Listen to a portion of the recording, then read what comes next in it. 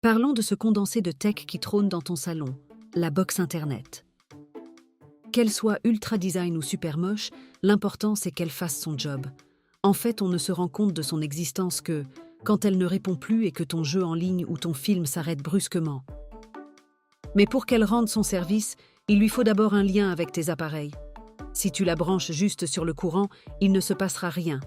Dès que tu y connectes ton ordi ou ton téléphone, en filaire ou en Wi-Fi, boum, tu obtiens un accès réseau. Et c'est là qu'entre en jeu la fameuse couche accès réseau.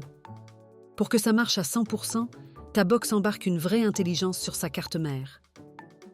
Elle ne fait pas que relier deux bouts de plastique, elle vérifie que la connexion respecte des règles ultra précises qui s'activent automatiquement dès la détection d'une connexion.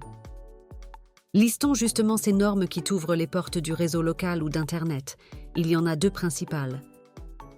Tin, la norme IEEE 802.3, le protocole Ethernet. Ça se matérialise par le bon vieux câble RJ45 et son port. La box vérifie le signal électrique.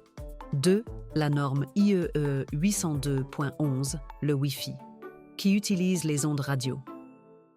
Dans les deux cas, cette couche réseau utilise l'adresse MAC de ton appareil pour l'identifier et savoir à quel port il est branché. En bref, c'est une information primordiale pour la communication locale et avec les couches supérieures. Si tu n'as pas la bonne norme ou la bonne adresse, ta box ne saura tout simplement pas quoi faire de tes données. Qu'en dis-tu ?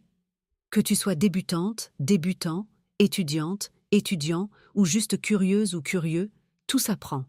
Nous sommes à la bonne époque, exactement dans la meilleure période pour le faire. Alors abonne-toi tout de suite et apprenons ensemble. Ciao ciao.